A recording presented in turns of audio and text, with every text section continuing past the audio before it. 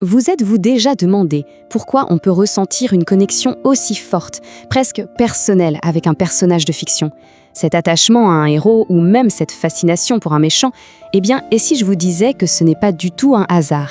Et si ces personnages n'étaient en fait que le miroir de notre propre monde intérieur? Alors, la vraie question, c'est ça. Pourquoi est-ce que certains personnages nous marquent à vie, au point de devenir une partie de nous, alors que d'autres nous glissent dessus sans laisser de traces? La réponse, vous allez voir, se trouve au plus profond de notre propre psyché. Pensez-y une seconde. Qu'on s'identifie à l'intelligence et la loyauté d'Hermione, qu'on soit emporté par la quête initiatique de Luke Skywalker ou qu'on soit étrangement captivé par le chaos du Joker, rien de tout ça n'est anodin. C'est notre inconscient qui est en train de reconnaître une de ses propres facettes, qu'elle soit lumineuse ou, disons, un peu plus sombre. Pour y voir plus clair, il nous faut une sorte de carte, une carte de notre monde intérieur. Et cette carte, on la doit au célèbre psychiatre Carl Jung. C'est lui qui a, en quelque sorte, dessiné les territoires de notre psyché pour nous aider à nous y retrouver. L'idée de base de Jung, elle est assez révolutionnaire. Il nous dit qu'au-delà de notre histoire personnelle, on partage tous un niveau de conscience beaucoup plus profond. Imaginez une sorte de cloud mental commun à toute l'humanité où seraient stockés depuis la nuit des temps des modèles universels, des archétypes qu'on retrouve dans tous les mythes, toutes les religions, toutes les grandes histoires. Parlons maintenant de quelque chose de plus concret, la persona. La persona, c'est tout simplement le masque social qu'on porte tous les jours. Notre rôle de professionnel sérieux, de parent dévoué, d'amis sympa, c'est l'image qu'on projette pour être accepté et fonctionner en société. Mais attention, le piège, c'est de finir par confondre ce masque avec qui on est vraiment. Et voilà, la question qui tue. Ce rôle qu'on joue au quotidien, est-ce que c'est vraiment nous? Ou est-ce qu'une fois la porte fermée, une fois que plus personne ne nous regarde, il y a quelqu'un d'autre qui apparaît? C'est le point de départ de toute quête de soi. Jung a aussi découvert qu'on a tous une polarité en nous. Pour les hommes, c'est l'anima, leur part féminine intérieure. Pour les femmes, c'est l'animus, leur part masculine. Ces archétypes, ils influencent énormément nos relations. On est souvent attiré par des personnes qui semblent incarner ce qui nous manque. En réalité, on projette sur l'autre cette partie de nous-mêmes qu'on n'a pas encore intégrée, dans une quête pour se sentir complet. Allez, on passe maintenant à l'un des concepts les plus puissants et aussi les plus confrontants de Jung.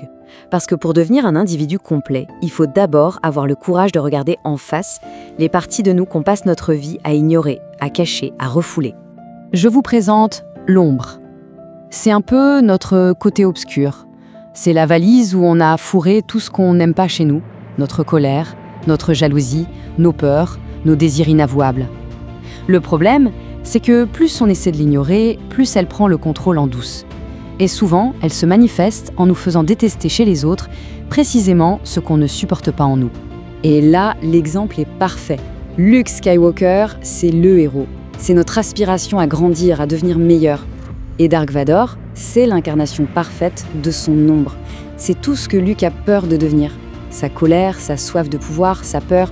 En fait, ce ne sont pas deux ennemis, ce sont les deux faces d'une seule et même personne. Alors je vous pose la question directement. Pensez à ce méchant de film ou de série qui vous fascine, celui pour qui vous avez une sorte de sympathie secrète. Qu'est-ce que sa rage, sa liberté ou son ambition dit de ce que vous-même avez enfermé à double tour dans votre cave intérieure? Identifier cette fascination, c'est le tout premier pas pour récupérer cette énergie. Vous savez, notre monde intérieur ne parle pas avec des mots. Il utilise un langage beaucoup plus ancien, beaucoup plus puissant, le langage des symboles. Ils sont partout, dans nos rêves, dans l'art, dans les films, et ils nous parlent si on prend la peine de les écouter. Prenez la forêt, par exemple. Dans les contes, c'est presque toujours le lieu où le héros doit aller pour affronter une épreuve. C'est le symbole parfait de l'inconscient, le territoire de l'ombre. C'est un endroit où l'on a peur de se perdre, mais c'est précisément en s'y perdant qu'on a une chance de se trouver vraiment. Et à l'opposé, on a la montagne. Elle symbolise l'ascension. C'est l'effort conscient qu'il faut fournir pour atteindre un niveau de conscience plus élevé. C'est un chemin difficile, oui, mais c'est celui qui mène vers le soi, vers l'intégration de toutes nos facettes. Gravir la montagne, c'est s'élever au-dessus de ses propres conflits. Et regardez comment ces symboles s'articulent.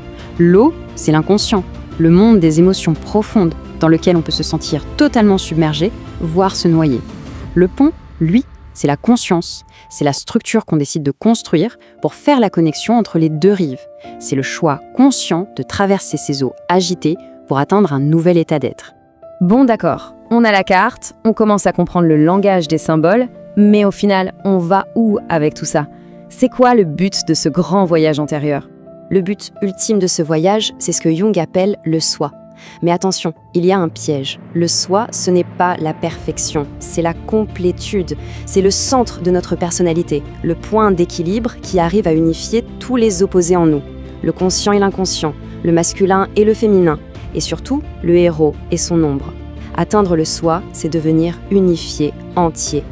Et ce chemin qui mène vers le soi, il a un nom, c'est l'individuation. C'est un processus qui dure toute une vie, la quête pour devenir qui on est vraiment, dans notre version la plus authentique. Et la clé de ce processus, c'est d'avoir le courage de se confronter à son ombre pour pouvoir l'intégrer. Alors, concrètement, par où on commence? Le chemin est assez clair. D'abord, on prend conscience des masques qu'on porte. Ensuite, le pas le plus difficile mais le plus important, oser regarder son ombre en face, sans se juger. Puis vient le travail pour intégrer cette énergie refoulée, pour en faire une alliée. Et c'est seulement en unifiant toutes ces parts qu'on peut enfin se connecter à notre centre, notre vrai soi. En fin de compte, que ce soit à travers un film, une série ou même un rêve, notre inconscient nous envoie constamment des invitations, des messages. Le voyage pour les décoder, il a déjà commencé pour chacun d'entre nous. La seule question qui reste, c'est: est-ce qu'on choisit d'en être le héros conscient ?